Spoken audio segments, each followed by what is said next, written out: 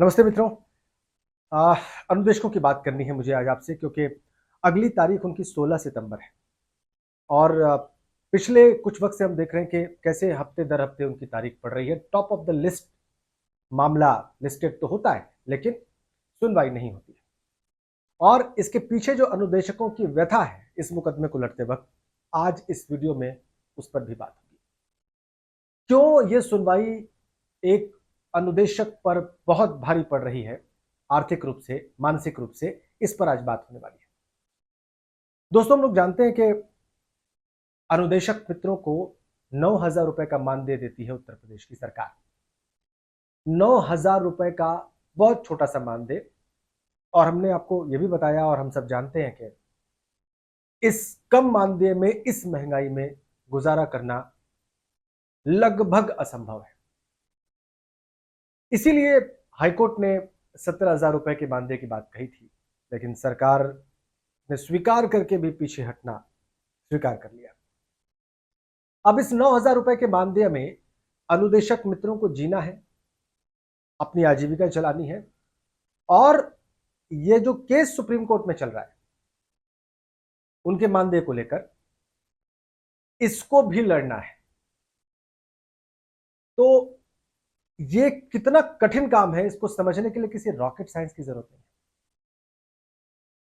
है। एक supreme court में बड़ा केस लड़ना या 2 साल तक केस लड़ना, जो लड़ता है संभवतः उसी को पता होगा कि कितना महंगा होता है और कितना कष्टप्रद होता है। अब जो अनुदेशक मित्र इस केस की सुनवाई के लिए आते हैं या खर्च देते हैं, अपना योगदान देते हैं, उनके लिए कितना कठिन है, इसको समझने के लिए कोई बहुत विद्वान होने की आवश्यकता नहीं। ये फौरन समझा जा सकता है, ये एकदम आसानी से समझा जा सकता है। 9,000 रुपए का मासिक मानदेय, जीवन की दुश्वारियां, जिंदगी के खर्चे, बच्चों के खर्चे, माँ बाप की दवाइयां, घर का किराया, आने जाने का खर्च, और उस पर से सुप्रीम कोर्ट में अपने उस अधिकार के लिए मुकदमा लड़ना जो कि उनको स्वतः ही मिल जाना चाहिए था, यह बहुत मुश्किल बात है। इसलिए जब 16 सितंबर की तारीख लगी और फिर से कहा गया कि टॉप ऑफ द लिस्ट इसको रखा जाएगा, तो मुझे लगा कि इस पर एक नजर डाली जाए। और नजर डालने के बाद एक और बात सामने आ गई। वो बात तो और ज्यादा व्यथित करने वाली है, क्योंकि 9,000 रुपए के मानदेय में गुजारा मुश्किल है, ऊपर से केस, और ऊपर से ये एक भारी सत्य जो इस वक्त अनुदेशकों और शिक्षा मित्रों के सामने खड़ा है। अब 2,000 रुपए समर कैंप के मिलने थे उन अनुदेशक और शिक्षा मित्रों को जिन्होंने इस समर कैंप का आयोजन करवाया था मई और जून में। अब आप समझिए कि इसको 3 महीने हो गए, मतलब जून में समाप्त हुआ तो जुलाई, अगस्त, सितंबर।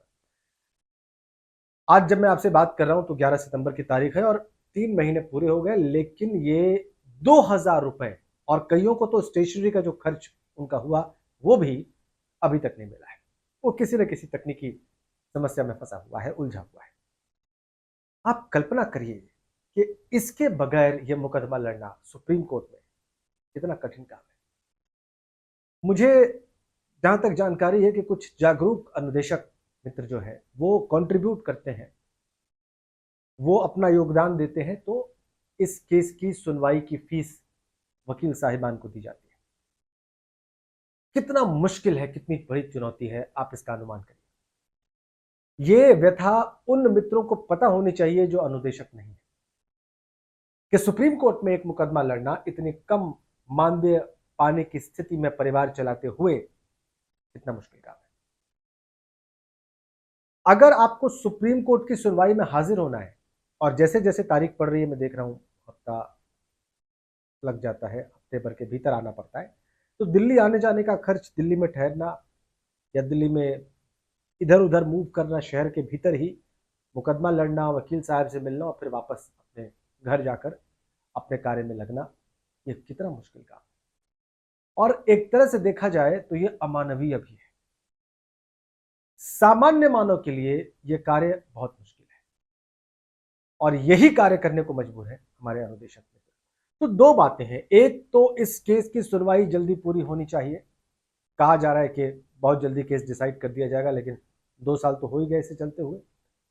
तो एक तो ये केस फौरन डिसाइड होना चाहिए, और दूसरा, इनका समर कैंप का पैसा फौरन मिलना चाहिए, अविलंब दिया जाना चाहिए, एकदम विदाउट डिले रिलीज किया जाना चाहिए। और जो भी अधिकारीगण जहां जहां भी हैं, और अगर मेरी आवाज उन तक पहुंच रही है, तो मेरी उनसे प्रार्थना है कि तमाम तकनीकी बाधाओं को दूर करते हुए आप इन अनुदेशक मित्रों का जो ये, और शिक्षा मित्रों का जो ये समर कैंप का पैसा है, बहुत छोटा सा अमाउंट है, बहुत छोटी सी धनराशि है, इसको अदा करें और इनको मुक्त करें। इससे भले इससे ये केस ना लड़ पाए, लेकिन थोड़ी तो राहत मिलेगी, कुछ तो जाएगा जेब में। तो मेरा ये कहना है कि ये फौरन रिलीज किया जाए। और दूसरा जो मुझे समझ में आता है कि वकील साहबान से भी मैं इस मंच के माध्यम से कहूंगा, जो अनुदेशकों का केस लड़ रहे हैं, और मेरी मुलाकात उनसे व्यक्तिगत रूप से होगी, तो मैं वो भी बोलूंगा कि उन्हें फौरन इस केस को निर्णित करवाने पर जोर देना चाहिए, कुछ भी करके, कोई भी बात रख के। और इसको समझाना बहुत ज्यादा कठिन नहीं होगा। मैं उम्मीद करूंगा कि ये सब हो, और मैं ये भी उम्मीद करूंगा कि अगली बार जब मैं आपसे बात करूं तो मेरे पास बताने के लिए कोई शुभ सूचना हो, खासकर अनुदेशक मित्रों के लिए। कंटेंट पसंद आ रहा हो तो आप जरूर इसको शेयर करें, और इस चैनल को सब्सक्राइब करें ज़्यादा से ज़्यादा। ये आपका ही मंच है। धन्यवाद।